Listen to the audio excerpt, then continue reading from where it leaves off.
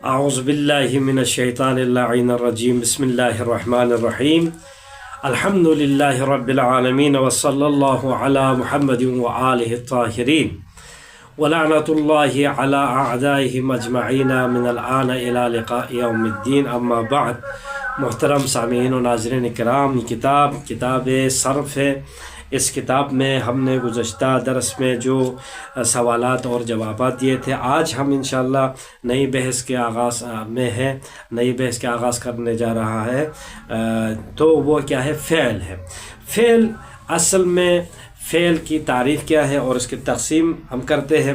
تو اولاً فعل کی ہم تعریف میں یوں بیان کرتے ہیں، فعل اصل وہ کلمہ جو ماضی، حال یا مستقبل میں کیا ہے کسی کام کے ہونے یا کسی حالت کے ظاہر ہونے پر دلالت کرے تو اس کا نام کیا ہے؟ فعل ہے۔ فعل کسے کہتے ہیں؟ جس میں تین زمانہ پائے جاتے ہیں، معلوم ہے آپ کو، ماضی ہے، حال ہوتا ہے، یا کسی مستقبل میں کوئی بھی کام یا کسی حالت کے ظاہر ہو جائے تو اس پر دلالت کرنے والی چیز کو کیا کہتے ہیں؟ ہم فعل کہلاتے ہیں۔ اب آج کے بعد ہمیں فعل معلوم ہونا چاہیے کہ فعل کہنے سے اس میں زمانہ پایا جاتا ہے، کوئی کام ہو رہا ہوتا ہے اس زمانے میں، یا کوئی کسی حالت میں وہ اس زمانے میں وہ حالت ہوتی ہے۔ تو حالت کے ظاہر ہونے پر دلالت کرنے والی چیز فعل ہے۔ کسی کام کے ہونے والے زمانے کا اس میں کوئی کام سرزد ہو جائے تو وہ اس میں دلالت کرے تو وہ فعل کہلائے گا۔ تو کام کا کرنا کیا ہے؟ فعل ہے۔ جیسے مثلا ضربہ، اس ایک شخص نے مارا، تو یضربو مثلا کہنا، یہ ماضی کی مثال، یضربو یعنی مارے گا، اضرب یعنی تو مار۔ تو یہاں پر کسی حالت کا ظاہر ہونا، مثلا اس کے لیے مثال دے دیں، یہ تو فعل کی مثال ہو گیا۔ کسی حالت کا ظاہر کیسے ہوگا؟ مثلا جیسے مثلا حسن یعنی اچھا ہوا، یہ حالت ہے اس کی کہ اچھا ہونا، یہ فعل نہیں ہے بلکہ یہ اچھا ہونا اس کی حالت ہے، یعنی حالت اچھا ہوا اس کا، یعنی وہ اچھا ہوا، اس کی حالت اچھی ہو گئی۔ یحسن یہ ماضی کا ہو گیا، یحسن یعنی اچھا ہو جائے گا، یعنی وہ اچھا، یہ حالت ہے، حالت ظاہر ہو جائے گا۔ یعنی احسن یعنی احسن سے مراد یعنی اچھا ہو جاؤ، یہاں پر اس حالت میں آ جاؤ، یعنی اس حالت میں آ جاؤ، یہ ہوتا ہے فعل۔ اب فعل کیا کہا؟ کسی حالت ظاہر ہونا یا کسی کام کا کرنے پر دلالت کرنے والی چیز کو فعل کہا جاتا ہے۔ اب آتے ہیں فعل کی تین قسمیں ہیں، ماضی، مضارع اور امر ہے۔ ماضی کیا ہے؟ فعل ماضی وہ فعل ہے جو گزرے ہوئے زمانے پر کسی کام کے کرنے یا کسی حالت کے ظاہر ہونے پر دلالت کرتا ہو۔ جیسے مثلا ضربہ، حسن، یہاں پر دو مثال دیا ہے چونکہ حالت بھی اور فعل دونوں دکھانا ہے۔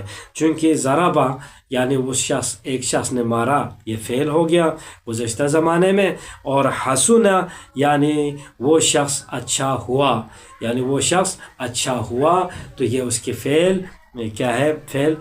فعل کی حالت ظاہر ہو رہی ہے۔ اب ہم آتے ہیں مضارع۔ مضارع کیا چیز ہے؟ مضارع وہ فعل ہے جو زمانہ حال یا آئندہ آنے والے کسی کام کے ہونے یا کسی حالت کے ظاہر ہونے پر دلالت کرتا ہے۔ جیسا کہ مثلا یضرب مارے گا، او یحسن یا اچھا ہو جائے گا، اچھا ہوگا یا ہوتا ہے، یا یہ اس کی حالت جو کہ ابھی نہیں ہوئی ہے، یعنی مطلب یعنی ہو جائے گا حال میں یا آئندہ مستقبل میں ہو جائے گا۔ اسی طرح ایک فعل کی تیسری قسم کیا بتایا؟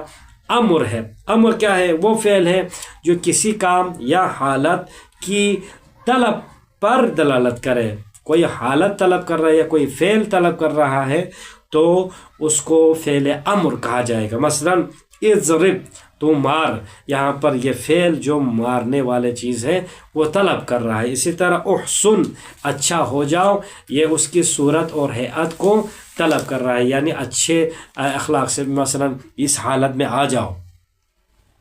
اب ہم جاتے ہیں فعل کی بنیاد کیا چیز ہے۔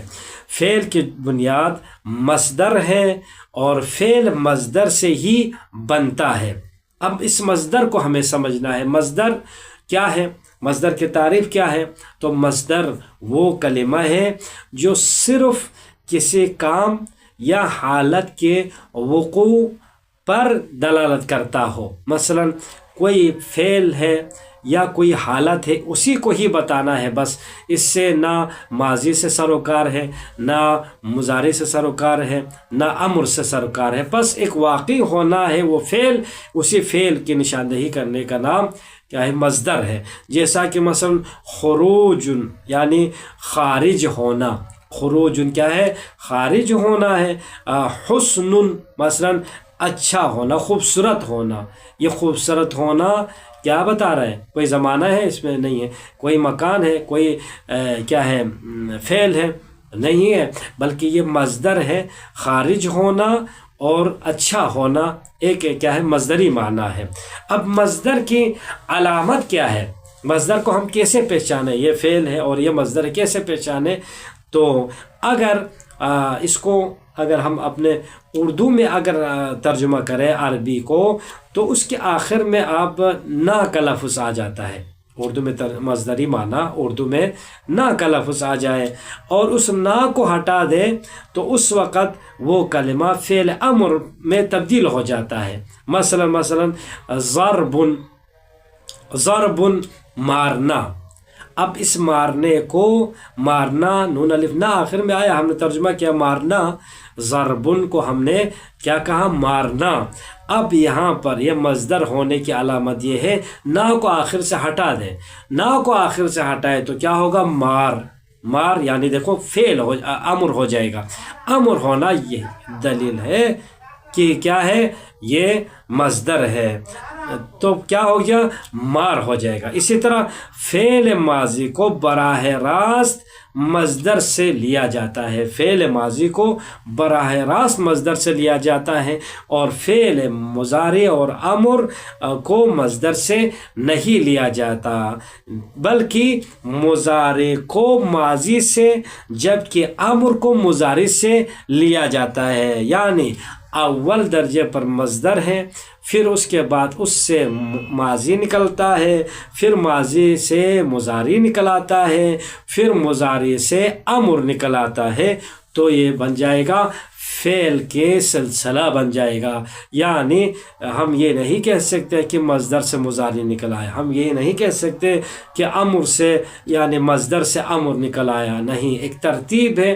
مصدر سے نکلنے والی چیز تو صرف وہ فعل ماضی ہے، اور ماضی سے مضارع بنتا ہے، پھر مضارع سے امر بن جاتا ہے۔ تو یہاں پر سوالات ہے اور اس کے مشق ہے، فعل کی کتنی قسمیں ہیں؟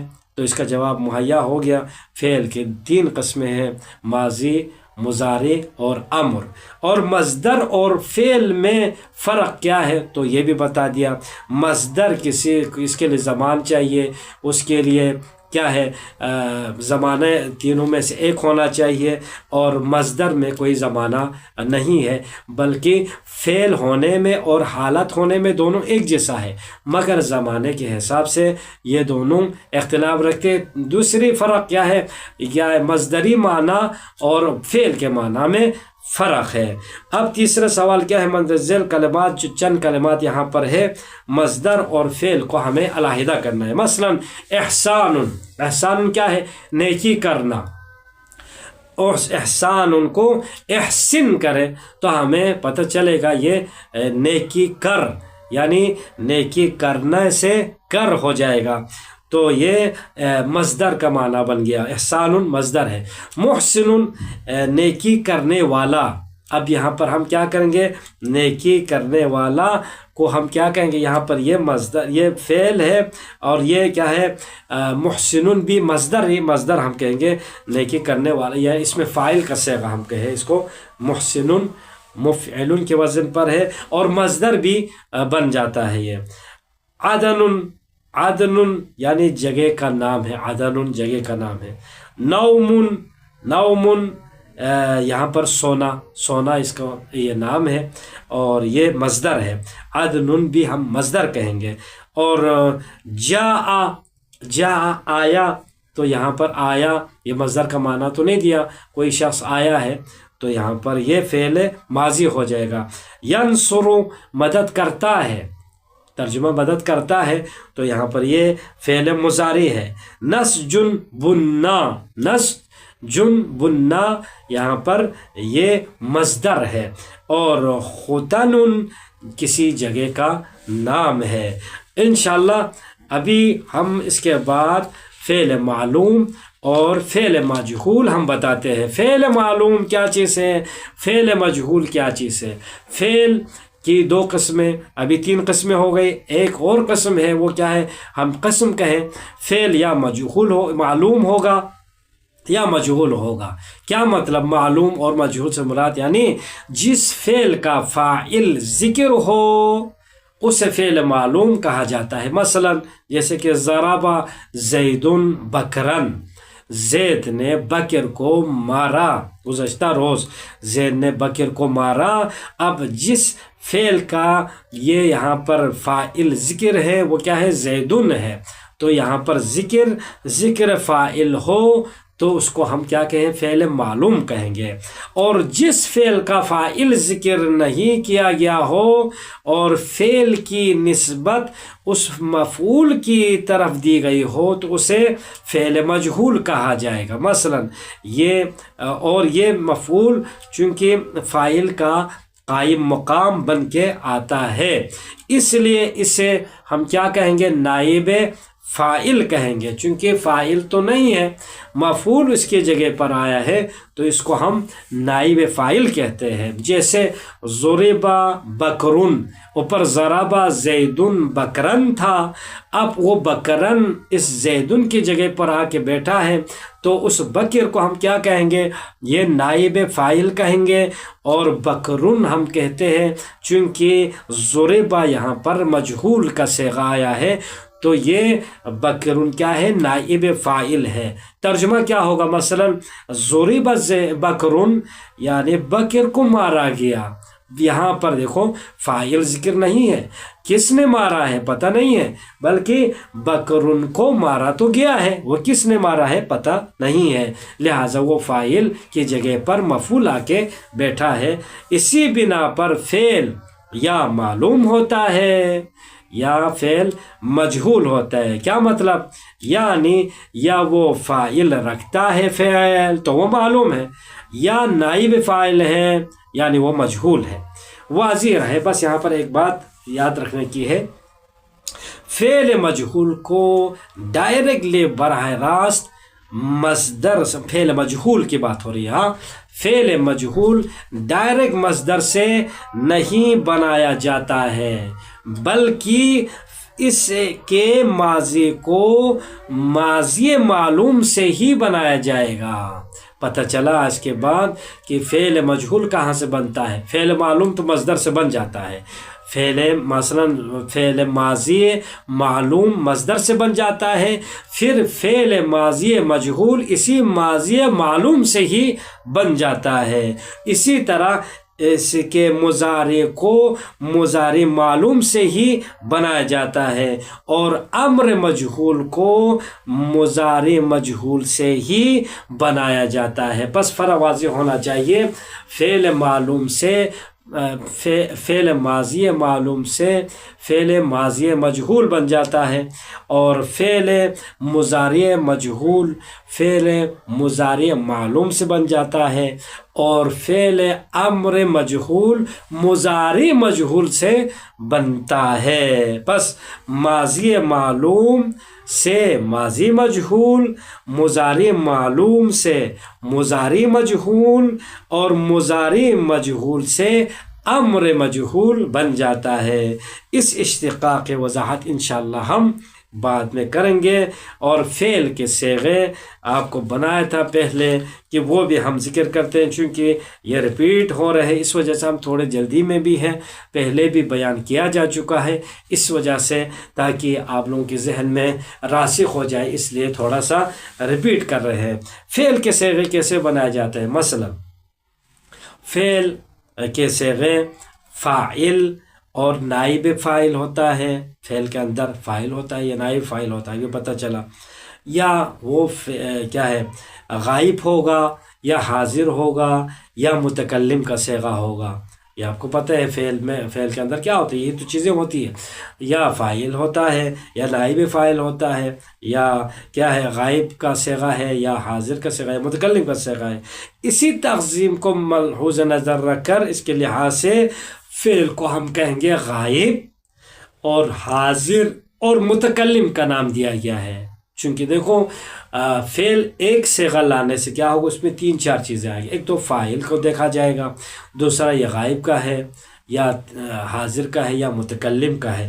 تو اس لیے ہم کہیں گے فعل کو غائب، فعل کو حاضر، فعل متکلم کا نام دیا جائے گا. اب فعل غائب ہم کہیں گے، اس کے بعد سے فعل حاضر کہیں گے، اور دونوں یہ فعل غائب اور حاضر دونوں فاعل اور نائب فاعل ہوتا ہے. اور نائب فاعل دونوں فاعل اور نائب فاعل کے وہ بھی مذکر اور مؤنث ہونے سے یہ مذکر اور مؤنث بھی ہوتے ہیں فعل. مثلا غائب مذکر، اسی طرح مذکر ہے تو اس میں بھی 3 صیغے ہوتے ہیں، چاہے مذکر ہو چاہے مؤنث ہو.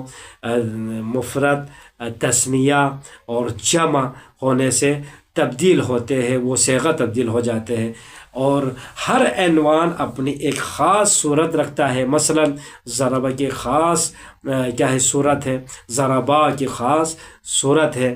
اسی طرح فعل متکلم بنائے جاتے ہیں تو وہاں پر کیا ہوگا، یہاں پر یہ ہوگا، وہاں پر فاعل اور نائب فاعل کے مفرد اور غیر مفرد ہونے کے ساتھ تبدیل ہوتا ہے. وہاں پر تثنیہ اور جمع کا لحاظ نہیں ہوتا ہے.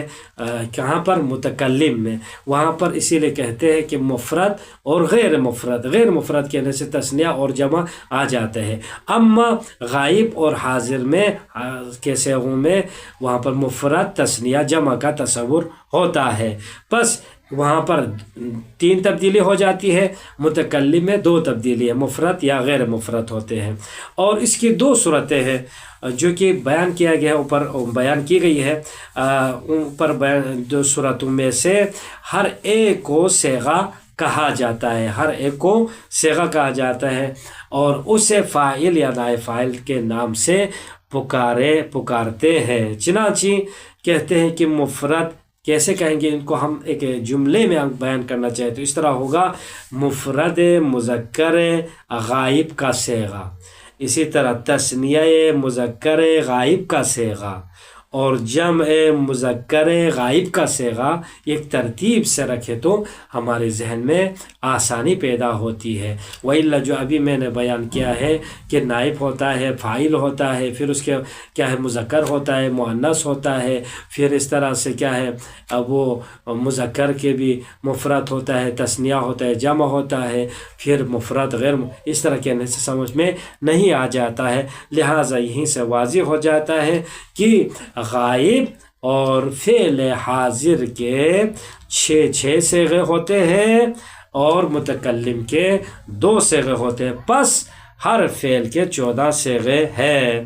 غائب کے 3 صیغے، پہلے ہم تقسیم کریں غائب، حاضر اور متکلم. ان میں سے ہر ایک غائب مذکر، غائب مؤنث، حاضر مذکر، حاضر مؤنث. آپ جدول بنانا چاہے تو اس طرح سے بنائے. غائب کے 2 قسم کرے، غائب کے 2 قسم کر لیے، 2 شاخ کر لیا، مذکر اور مؤنث. حاضر کے بھی 2 شاخ کر لے، مذکر اور مؤنث. اسی طرح متکلم کے بھی 2 شاخ کر لے، مذکر اور مؤنث. ان تینوں میں سے ہر ایک کے لیے تقسیم بندی ہو گئی. اب دوسرے مرحلے پہ، دوسرے سٹیج پہ ہم بولتے ہیں کہ غائب مذکر کے 3 صیغے ہیں، مفرد، تثنیہ، جمع. اسی طرح غائب مؤنث کے بھی 3 صیغے ہیں، وہی مفرد، تثنیہ، جمع. یہ ہو گیا غائب کا، اس کو علیحدہ رکھ لیں. اب حاضر کے 2 قسم کیا تھا، مذکر اور مؤنث. اور حاضر کے مذکر کے بھی 3 ہوتے ہیں، مفرد، تثنیہ، جمع. اور حاضر مؤنث کے بھی 3 صیغے ہوتے ہیں، مفرد، تثنیہ، جمع. یہ بھی اس سائڈ پہ رکھ لیں. اب بیچ سائڈ میں ہم کیا رکھیں، مثلا متکلم کے وہی دو تقسیم مذکر اور مؤنث ہو گیا، اور مذکر مفرد وحدہ کہیں گے، اور یہ مفرد اور تثنیہ مفرد اور کہ مفرد وحدہ کے لیے ہے، چاہے مذکر ہو چاہے مؤنث دونوں کے لیے استعمال ہوتے ہیں۔ یہ مفرد ہے، مذکر مؤنث، متکلم مذکر مفرد کا ہو یا متکلم مؤنث مفرد، ایک ہی بات ہے، یہاں پر مفرد ہی ہوتا ہے۔ اور متکلم میں دوسرا جو ہے غیر مفرد ہوتا ہے، جس میں تثنیہ اور جمع دونوں ایک ہی ساتھ آ جاتے ہیں۔ مثلا غیر مفرد ہم کہیں گے جس کو دوسرا نام دیا جاتا ہے مع الغیر، اس میں متکلم غیر مفرد کا ہو، متکلم میں مذکر غیر مفرد یا متکلم میں مؤنث غیر مفرد، اس طرح سے ہم تقسیم کر سکتے ہیں۔ اور آخر میں یہ جو ایک کہا کہ پہلے حصے کی بحث میں جو کہا تھا، 4 یہاں پر عنوان بنایا ہے، مثلا کیسے بنایا، مثلا ثلاثی، اب یہاں پر مجرد ثلاثی مزید فی پہلے بتایا تھا آپ لوگوں کو، اور اسی طرح رباعی مجرد ہوتا ہے، رباعی مزید فی ہوتا ہے، اور اس کے بعد فعل ثنائی اور غیر متصرف، اسم فاعل، اس بحث کے متعلق کو 4 عنوان میں بیان کیا ہے۔ کیسے، اب یہاں بھی جو صیغہ بنایا ہے ہم نے، یہ فعل جو ہے فعل ثلاثی ہوتا ہے یا فعل ثلاثی مجرد ہوتا ہے یا مزید فی ہوتا ہے، اور اسی طرح رباعی ہوتا ہے۔ یہ تیسرا بحث ہو گیا، فعل ثلاثی مجرد پہلی بحث، فعل ثلاثی مزید فی دوسری بحث، اور تیسری بحث کیا ہے، فعل رباعی مجرد اور مزید فی کا ہوگا، اور چوتھی بحث جو ہے فعل ثنائی غیر متصرف، اور اس میں فعل کے بارے میں وضاحت کریں گے۔ اب فعل مجرد کیسے کہا جاتا ہے اور فعل مزید فی کیسے کہتے ہیں، اس کو ہم سمجھ کے آج کے ہم درس اختتام کرتے ہیں۔ فعل مجرد اس فعل کو کہا جاتا ہے جس کے ماضی کے پہلے صیغے میں کوئی حرف زائد نہ ہو، سمجھنا ہے۔ فعل مجرد فعل کسے کہتے ہیں، مجرد فعل جس کے ماضی کے پہلے صیغے میں سب سے جو پہلا صیغہ ہے اس میں کوئی حرف زائد نہ ہو تو اسے کہتے ہیں فعل مجرد، ذہن میں رکھنا ہے۔ اور فعل مزید فی کسے کہتے ہیں، جس کے ماضی کے پہلے صیغے میں کوئی حرف زائد موجود ہو تو اس کو ہم کیا کہیں گے، فعل مزید فی کہیں گے۔ اب یہیں پہ ذہن میں یہی ڈالنا ہے، فعل مجرد کہنے سے سب سے پہلا ماضی کا صیغہ ہمارے ذہن میں آنا چاہیے، وہ ماضی کا سب سے پہلا صیغے میں حرف زائد ہے یا نہیں ہے اسی کو دیکھنا ہے۔ اگر حرف زائد نہیں ہے تو وہ مجرد ہے، اگر حرف زائد ہے تو مزید فی کہلائے گا۔ انشاءاللہ جو سوالات ہیں، سوالات کی بنا پر ہم دیکھتے ہیں کہ چند سوالات ہیں، مختصر ہے۔ یہاں پر چند جملے ہیں، ان جملوں میں فاعل، نائب فاعل اور مجہول کو تلاش کرنا ہے بس۔ مثلا قرأ زید الکتاب، اب یہاں پر فاعل کیا ہے، زیدن ہے قرأ کا، یہاں پر بس یہ فاعل ہو گیا۔ قرئ الکتاب، اب یہاں پر کیا ہے، یہ فعل معلوم ہے، قرأ معلوم ہے، زیدن اس کا فاعل ہو گیا۔ قرئ الکتاب، کتاب یہاں پر نائب فاعل کہے گا اور فعل مجہول قرئ ہے۔ کتبت الدرس، یہاں پر دیکھو کتبت میں تا ضمیر ہے جو کہ فاعل کتبہ ہے، فعل معلوم ہے، الدرس اس کا مفعول کہلائے گا۔ کتب الدرس کہے تو یہاں پر الدرس جو کہ مفعول تھا وہ تو کی جگہ پر آ گیا ہے۔ کتب الدرس، درس کیا ہے، پڑھا گیا، کس نے پڑھا پتہ نہیں ہے۔ کتبت الدرس، میں نے پڑھا، یعنی کتبت یعنی میں نے لکھا، عفواً کتبت میں نے لکھا درس کو، یہ ہو جائے گا اس کا ترجمہ معلوم کا. اور کتبت درس کہنے سے درس کو لکھا گیا ہے، کس نے لکھا پتہ نہیں ہے، یہ نائب فاعل کہلائے گا درس. اکلت فاطمۃ الخبز، اکلت فاطمۃ الخبز، یہاں پر فاطمہ فاعل ہے، الخبز مفعول ہے. اور اکل الخبز کہے تو الخبز نائب فاعل ہو جائے گا، اکلا فعل مجہول کہیں گے، اور اکلت میں فعل معلوم کہے گا. شربت الماء، شربت الماء میں نے پانی پیا. اب میں جو کہ فاعل ہے، تو ہے یہاں پر فاعل ہے، شرب تو یہاں پر فعل و فاعل کہیں گے، فعل معلوم ہے، الماء مفعول ہے. اب شرب الماء کہے یعنی پانی کو پیا گیا ہے، کس نے پیا ہے پتہ نہیں ہے، تو یہاں پر پانی یہاں پر نائب فاعل ہے. عرف زید کیا ہے، عرف زید میں زید نائب فاعل کہے گا، عرف فعل مجہول ہے. سأل التلمیذ، سأل التلمیذ میں تلمیذ فاعل سأل ہے، اور سأل یہاں پر فعل معلوم ہے. نصر علی، علی یہاں پر فاعل کہیں گے، نائب فاعل نہیں کہیں گے، کیوں؟ چونکہ نصر فعل معلوم ہے. قتل الحسین، حسین کو شہید کیا گیا، کس نے کیا ہے معلوم نہیں ہے. مثلا کو ویسے تو معلوم ہے وہ ملعون ہے، لیکن ملعون کیا ہے، شمر ہے اور یزید ہے، معلوم ہے، لیکن یہاں پر نائب فاعل ذکر ہے، قتل الحسین نہیں کہا. اب یہاں پر کیا کہا ہے، قتل الحسین، قتل یہاں پر مجہول کا صیغہ استعمال کیا ہے، تو یہاں پر اس کا فاعل معلوم نہیں ہے، مفعول آ کر اس فاعل کے جگہ پر بیٹھا ہے، وہ حسین علیہ السلام ہے، جو کہ کیا ہے نائب فاعل ہم کہیں گے. اب دوسرا کیا ہے، فعل غائب حاضر اور متکلم کی تعریف کرتے ہوئے اردو میں اس کی مثالیں میں آپ بیان کر سکتے ہیں، یہ سوال ہے. تیسرا سوال کہ فعل غائب حاضر کے 6 صیغے ہوتے ہیں، آپ کو معلوم ہے، متکلم کے 2 صیغے ہیں، وہ بھی معلوم ہو چکا ہے. کیا اردو میں بھی اس طرح کی تقسیم بندی ہے؟ نہیں ہے، اردو میں اس طرح کی تقسیم بندی ہے. ابھی جو ہم نے ذکر کیا ہے وہ تقسیم کر دیا کہ غائب مذکر، غائب مؤنث، اسی طرح پھر غائب مذکر کے 3، مفرد مذکر، مفرد تثنیہ جمع، اور مؤنث کے بھی مفرد تثنیہ جمع، اسی طرح حاضر کے بھی اور متکلم کے بھی کہہ دیا.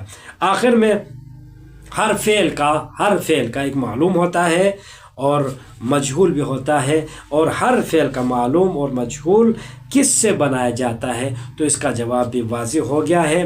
ہر فعل کا معلوم مجہول اسی فعل کے معلوم سے بنایا جائے گا، وہ صرف ماضی ہے، ماضی کا معلوم ماضی کے مجہول سے بنایا جائے گا، مضارع کا معلوم سے مضارع کا مجہول بنایا جائے گا. اما دیکھا جائے تو امر جو مجہول ہے وہ امر کے معلوم سے نہیں بنایا جائے گا، بلکہ مضارع کے مجہول سے ہی امر مجہول بن جاتا ہے. انشاءاللہ کل کے بحث میں ہم دیکھتے ہیں بحث اول، جو کہ ابھی عنوان 4 ہم بیان کیا تھا، ثلاثی مجرد، ہم بحث کرنے کی کوشش کرتے ہیں. والحمدللہ رب العالمین. اللہم صل علی محمد و آل محمد.